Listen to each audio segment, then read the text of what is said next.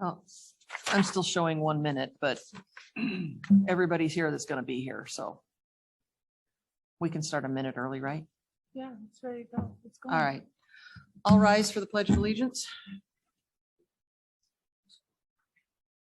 I pledge allegiance to the flag of the United States of America and to the republic for which it stands, one nation, under God, indivisible, with liberty and justice for all.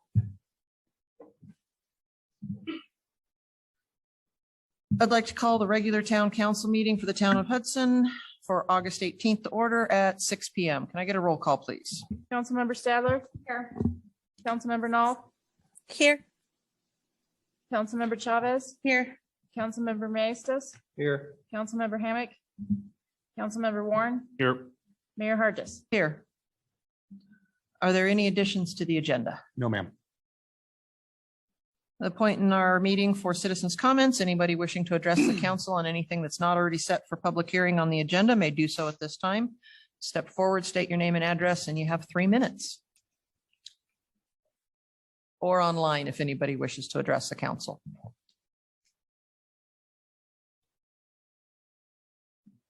The record show that nobody's stepping forward or speaking up. Consent agenda. Did everybody get a chance to go through the consent agenda, and do you have any questions?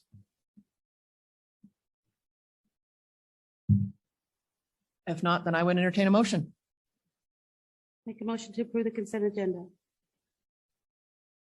Second. It's been moved and seconded. Can I get a roll call, please? Councilmember Chavez? Yes. Councilmember Warren? Yes. Councilmember Maestas? Yes. Councilmember Knoll? Yes. Councilmember Stadler? Yeah. Mayor Hargis? Yes.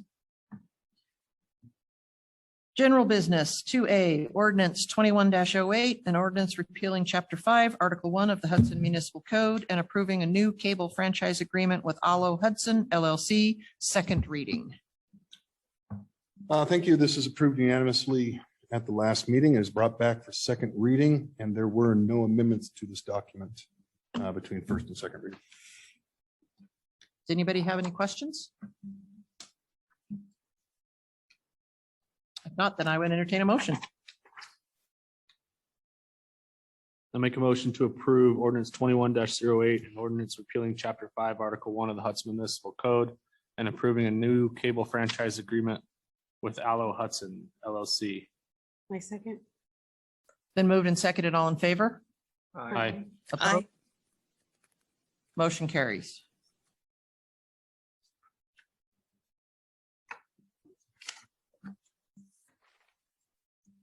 B, resolution 2127, resolution approving the First Amendment to the agreement for preliminary costs of right-of-way acquisition with BNSF Development Company LLC or Colorado. I'm not sure which one that's supposed to be.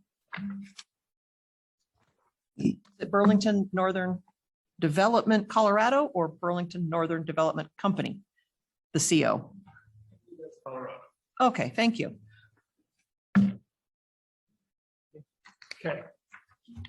Madam Mayor, members of the Town Council, the original agreement for the right-of-way acquisition paid for the cost of appraisal of the 2 properties that are needed for the improvements at the intersection of State Highway 52 and County Road 49.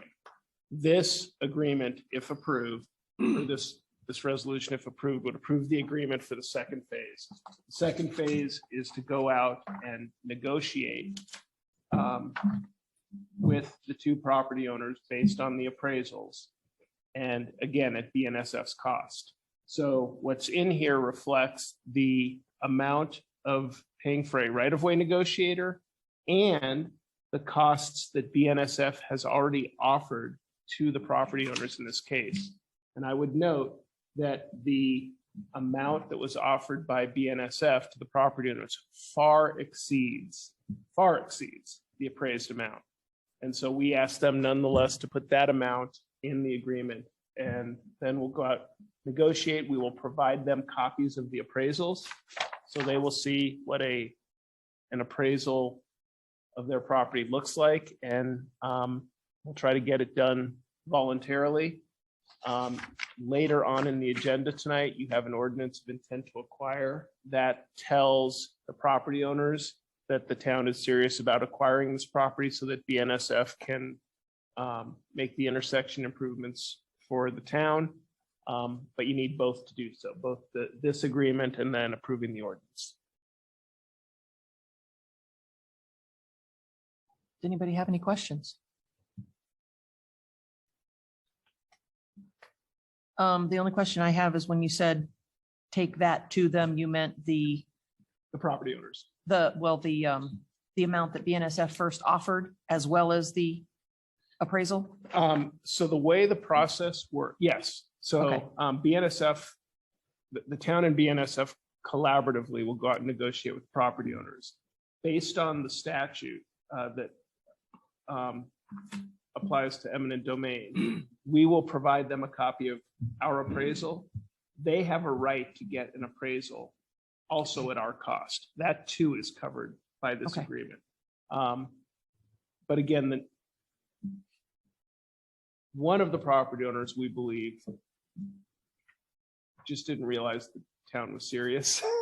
The other one, Green Acres Turf Farm, once they get this information, we'll have to have a discussion because again, they think the property is worth a lot more than it's worth. And they're welcome to go get their own appraiser, correct? Correct. And it's at the NSF's cost. Okay. Any other questions? Then I would entertain a motion.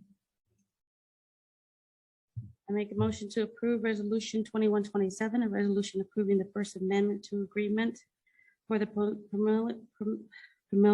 preliminary cost of the right-of-way acquisition with BNSF Development Colorado LLC. Been moved and seconded. All in favor? Aye. Aye. Opposed? Motion carries. 2C, Resolution 2128, a resolution approving the license agreement for pole attachment with United Power.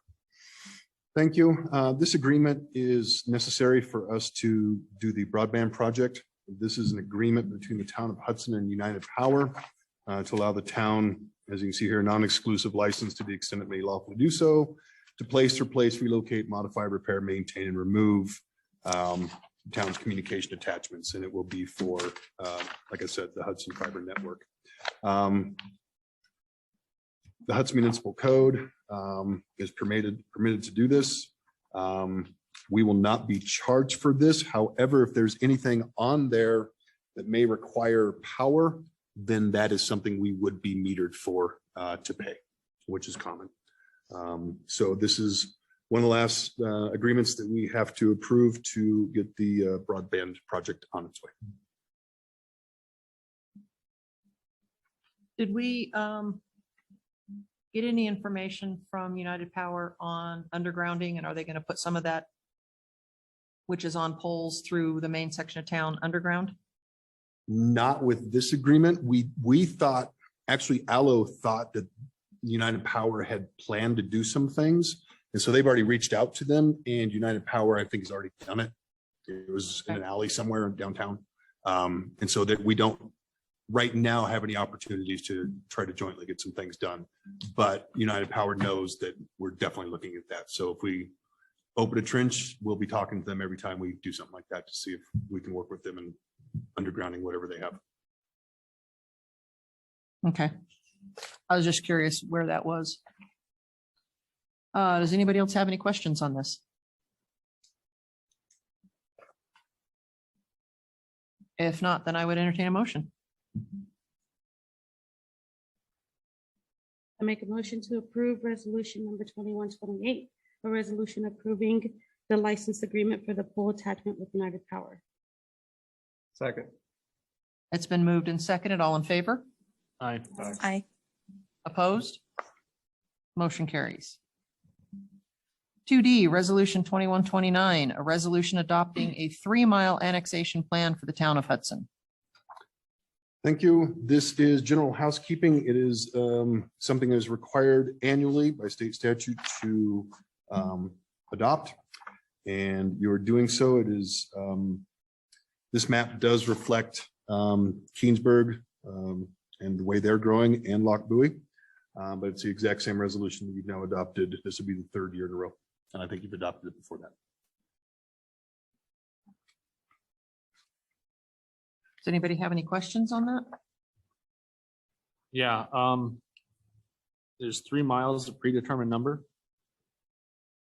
It is. It is called a 3-mile annexation plan under the statute. Okay. And the town can't actually extend it in any direction beyond it. A certain distance, I don't remember off the top of my head if it's 1 mile or 3 miles, but part of the reason is because there is a limitation on how far in any year the town can expand. Okay.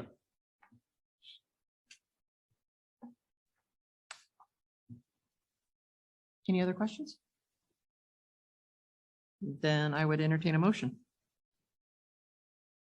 Make a motion to approve resolution 21-29, a resolution adopting a 3-mile annexation plan for the town of Hudson. Second.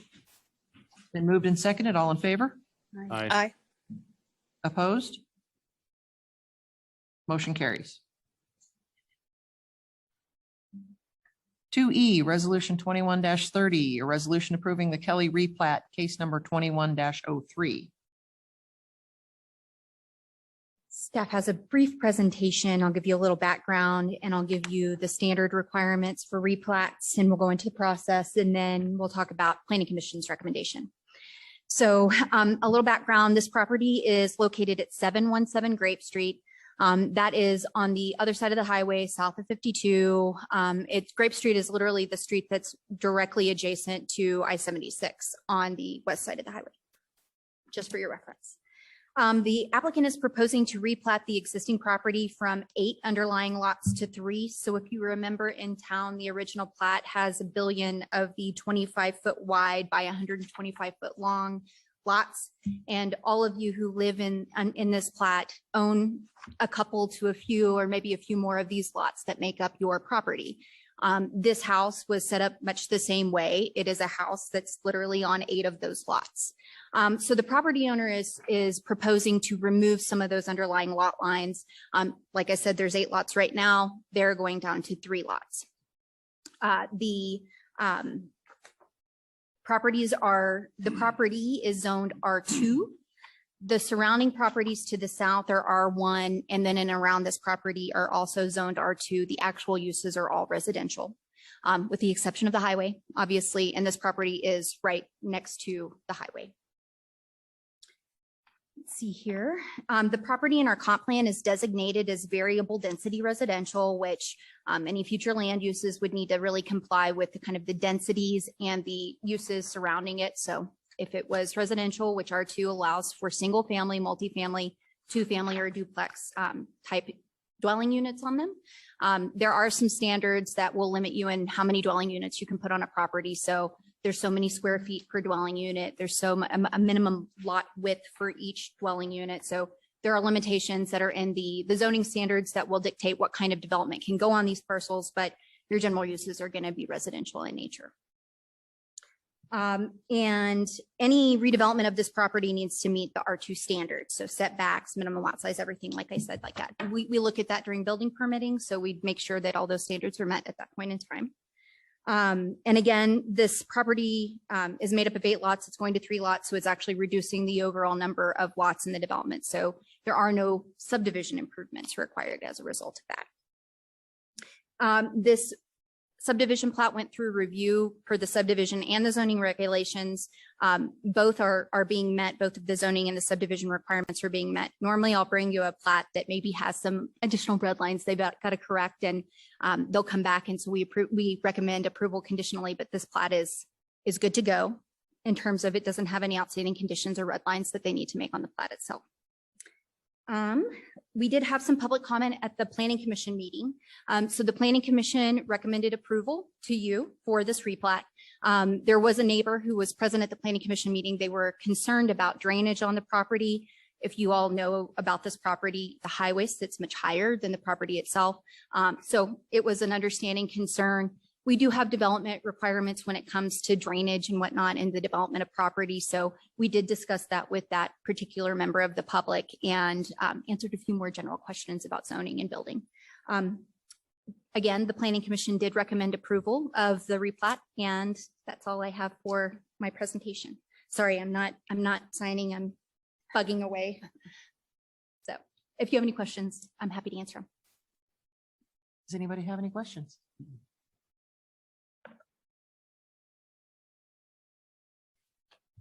No? Then I would entertain a motion. Make a motion to approve 2130, a resolution approving the Kelly replat, case number 21-03. Second. It's been moved and seconded. All in favor? Aye. Aye. Opposed? Motion carries. 2F, Resolution 2131, a resolution making an appointment to the Hudson Public Library Board of Trustees. Good evening. So we have had a vacancy on the Hudson Public Library Board. The term expires in December. So if you choose to appoint the applicant, they will have to reapply at the end of the year to start a 5-year term. We had one applicant. His information is in the packet and he's online if you have any questions for him.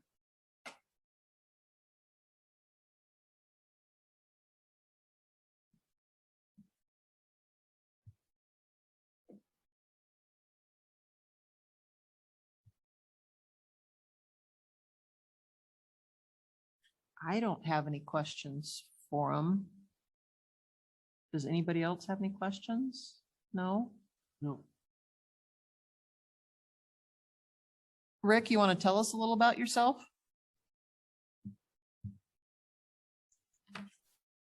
Hello, council members, mayor. My name is Rick Medrano. Sorry. I currently work for the High Plains Library District at the Erie Community Library, and I've worked for the libraries for about 10 years. I have a lot of experience with different libraries, from outreach to public libraries, circulation, and everything in between. And I've worked at the Hudson Public Library for the last few months up until the end of July. So I have a pretty good understanding of what they do over there. I have a good working relationship with Tammy and many of the staff. So I was excited for the opportunity to be able to work with them in a new way. And I've lived in Lochbuie for just over a year now, plan to be there for quite a while, a bit longer. And I'm excited for the opportunity. Well, thank you for stepping up and doing that and letting us know about yourself. Nobody has any questions for Rick? Entertain a motion.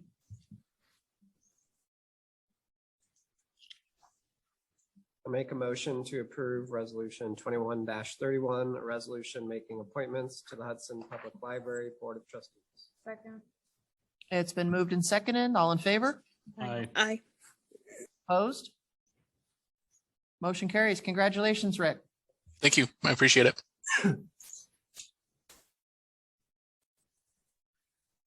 2G, ordinance 21-09, an ordinance stating the intent of the town of Hudson to acquire real property for the purpose of constructing and improving the County Road 49 State Highway 52 intersection through the utilization of the town's power of eminent domain and directing the town's staff and town attorney to notify all persons affected thereby of the above stated intent of the town and thereafter to comply with all pertinent provisions of CRS 38-1-101. That's sec. Et cetera, relating to good faith negotiations, first reading. And Guy just asked me if I could write a longer title. So I do apologize.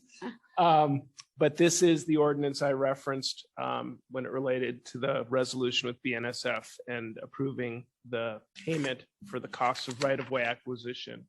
In order to exercise its power of eminent domain, the town has to follow the specific statute related to acquisition. And this is the authority that's required both under state law and under the town's home rule charter to utilize that power. Again, the hope is the town will never get to that point. The hope is that there will be an opportunity to do a voluntary acquisition. But frankly, based on the previous attempts by BNSF, the property owners need to know that the town is willing to acquire the property through eminent domain in order to make the intersection improvements to make the intersection and the traffic move better at 49 and 52.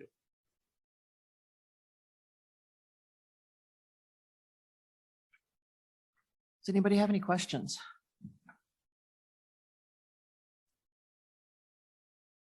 Can we specify that they don't use Castle Rock Construction for that improvement area? This will be a BNSF project Okay, good. ultimately. If there are no questions, I would entertain a motion. Make a motion to approve ordinance 21-09, an ordinance stating the intent of the town of Hudson to acquire real property for the purpose of constructing and improving the County Road 49 State Highway 52 intersection through the utilization of the town's power of eminent domain and directing the town staff and town attorney to notify all persons affected thereby of the above stated intent of the town and thereafter to comply with all pertinent provisions of CRS 38-1-101 et sec relating to good faith negotiations. Second. It's been moved and seconded. All in favor? Aye. Opposed? Motion carries, even though it was long. Staff reports. Guy. Thank you. Two issues I want to touch on. First one is we'll be having a pre-construction meeting for broadband next week. And so we'll get our ducks in a row, get a schedule going, and then we will give Peak Communications the go-ahead, and that's when the clock starts ticking on their contract. So we are very, very, very close to starting string wire. It's pretty exciting. Second thing I want to bring up, the town is going to start taking over code enforcement 100% next week. We're going to start getting out from Safe Built, and we're taking it in-house. So the town, for the first time, I believe in its history, is not going to be complaint driven for code enforcement anymore. It's going to be proactive enforcement. Looking for, obviously, health, safety, welfare issues get priority, but we're going to concentrate on the general nuisances of weeds, trash, and vehicles, the ones that we always get the comments about. So we've done the trainings. We're going to get certifications this fall. We've joined associations. We've met with Milliken, Thornton, Inglewood, Centennial, Gilpin County to learn best practices. We've purchased animal carriers, and we've got animal carriers and traps donated to us from Gilpin County. We've met with the town prosecuting attorney regarding the process for the municipal court. We're going to try a light touch. This is a small town. We're not going to hammer people. But with that said, the process is a legal process, and we're going to treat it that way. So things will be documented accurately. Things will be done in a timely manner, those types of things. My guess is you, as elected officials, are going to get a lot of blowback from this, a lot. So we want to be in touch with you and get the feedback that you're getting. And then we really kind of want to touch base with you probably middle of fourth quarter, 2 or 3 months from now, and compare notes and see where we're at on this thing, because this is something really, really new to the town. So that will be starting next week. So we're putting something out in the newsletter, talking about the common offenses.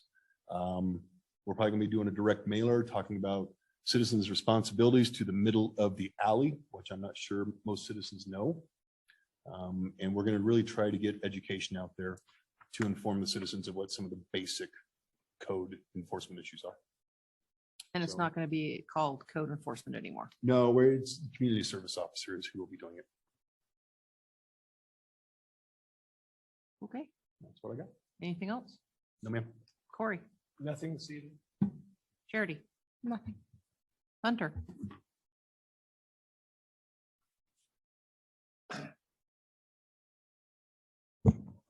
So I was supposed to meet today with the group on the booster station. Last night, the guy who does the controls, his wife went into labor. So he was unable to make it. So we're going to push it off to next week when he comes back to work. We got our soil sample results back for the park. There's tons of salt in the ground. High pH are our two biggest factors. We can counter the high pH. The recommendation from them is to keep bringing in soil and mixing it in to help dissolve the salts out. So that's what we're planning on doing. We're going to bring in quality topsoil, till it in, rake it, bring in some more, till it in, rake it. And we found a high pH tolerant seed. So we will seed it this fall and see what happens in the springtime. We have noticed this year in the soccer field, we haven't got the white alkali on it. So I think we're making headway on there. We're going to work on a road today. The backhoe decided it didn't want to run anymore. It shot a pulley out the side of the engine compartment and the belt out the other side. So we're waiting on parts for that. So we can, we have to tear out a chunk of Oak Street or 47, whichever you want to call it. The soil is heaved there and it's become quite the Dukes of Hazzard ramp out there. So we're just going to pull it out and fill it with billings right now till I can get some information from the engineer on best way to repair it. And that's kind of where we're at right now. We have cleanup day scheduled for the 17th and 18th of September, I believe, if that is the Friday and Saturday. Yes. Those are our dates for that. And I believe Town Hall is doing a shred event on the 28th. Yep. 24th 24th, somewhere in at there. 8 to noon. Yeah, somewhere in there. So Okay. we'll actually September? have, August. September. It's a Friday and we have a shred truck scheduled to come here. So residents can bring any boxes of papers they need destroyed. oh, we'll have a guy or two hopefully available to come up and help residents if they have big boxes and stuff for that. If anybody knows anyone who's looking for a job, send them our way. We have now 2 people in utilities and 2 in public works, and we're trying to keep our head above water right now. We pretty much spend our entire week on lawnmowers trying to keep up. Anybody have any questions for me? Were you able to program the flashing? Yeah, finally. Okay, 'cause the other day it was not. No, they weren't. Okay. We had to put new firmware in. The firmware they sent me was corrupt. Then it fried the Bluetooth. So they had to send me new Bluetooth encoders to install in the signs. I programmed it today. I'll see tonight when I leave if the program took properly. Unfortunately, I had to start completely from scratch, rebuild everything when it fried it. But the company that supplied the signs was awesome. They no charge on anything. They walked us through everything on it. So And was that just the flashing signs near the, yeah, the Speed 2 bumps? on the, Yeah, the red and blue ones that flash at 11. The speed o'clock at limit night, sign. they're Going 25 miles an hour. so the when- speed limit? Yeah. Because Sunday coming into town, we were doing 19 and 20 and it was flashing at us. right. What had happened is it was not updating the time and date in it. So it was reverting to 1970. So any schedule I put in it, it wouldn't recognize it. All right. And if they're not working tonight, I'll be on them tomorrow morning. I'll work on the program again tomorrow morning. But I know when I came in, the one on the north end was not registering. So it's doing what it's supposed to. I have it in what's called stealth mode. So we can still collect car counts and speed counts, but it won't flash anything at you. Unless you're speeding. Even then, after hours, I can only do so much with it. Okay. It's a pretty basic program. So it's basically, I'm going to have them running during school hours. Then they'll go into stealth mode after Okay. school hours. And I know you're really shorthanded, 52 and date, that hole is back. Okay, as soon as I get some equipment I can move some material with, I'll get it filled back in. Yeah. I'll see if I can get a hold of David with CDOT and see if he can get some over there real quick tomorrow. You know, they're not going to, but No, his crew is all in Glenwood. He has one person working out of the barn with him. so it just, whenever somebody can get to it, I Right. fell into it today coming over here. Yeah, I'll It's like, put whoa, it, I think that's back. yeah, I'll put it on our board and we'll get it squared away. Even if we have to take our little John Deere over there, we'll get some material in there. Okay. Does anybody else have anything for Hunter? No, thank right. you. Thanks a lot, guys. Jay.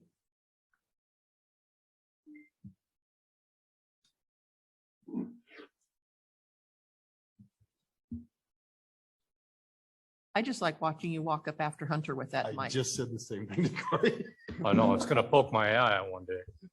I only have a couple things. So on the 8th, which was Sunday, 2 weeks ago, I know there's been some questions about what's going on in the investigation. We finally wrapped it up, but it turned into a huge mess. So we had a gentleman who stole a car or stole an RV from Denver, came up on 76, crashed it, took out almost $70,000 worth of lights, barriers, the cable, took out, I think, 34 posts of the cable. He didn't just run into it, he just kept running into it. And in fact, he flipped on the wrong side of the highway, was head on with traffic, took out the brand new automated road closure barrier, which I think was $30,000 in itself. And they just put that up there with this new construction. He took that out, that sailed through a lady's car. Luckily, believe it or not, she got out of the car and went, I have to go to a meeting, and got a ride and took off. But so we had State Patrol out there, Weld County, Lockwood, Fort Lupton cars assisting us. The gentleman is a career criminal. He ran from that, the scene of the accident. He jumped the fence at 76 towing, attempted to take 2 cars there, actually broke in and entered 2 of them, but couldn't get them started. Apparently people don't keep their batteries up to date on the vehicles he was trying to steal. He attempted to steal the manager or owner's 2 vehicles there, actually stole some clothing and changed his clothes. Attempted to carjack a man in a truck who stopped to help him, beat him up when our officers arrived. And then the manager from 76 Storage engaged him in a altercation, sustained some pretty good injuries. He was taken into custody, so he was charged with the carjacking. We had 4 crime scenes to go to. And I know there was a lot of people coming by asking us what was going on. And so he's been charged with 26 counts, 26 felony counts. He's like I said, a career criminal. And the worst thing he did is he stole his grandma's checks and cleaned out her accounts. So we're charging him with that too. And then the second thing is we started our homicide trial on Monday. They finally seated a jury this afternoon, and it only took them 3 days. I can't imagine that jury pool was that big, but they found a jury. So I'll be up there the rest of this week testifying in that. So hopefully we'll have resolution of that by next meeting. Anything for Jay? I had some people commenting on in the alleys between Ash and Birch. Kids on 4-wheelers speeding up and down the alleys quite a bit. They said they have seen some patrol vehicles going through, but of course, never at the same time. So Saturday, we did stop at one. It was not towed because the parents took some responsibility. But the juveniles that were illegally driving them around were cited. Hopefully that's our main problem, because understanding is they were all over town, including across 52 into the park. So hopefully that stops that. All right. Thank you. Jen. Michael. Yep. Sarah.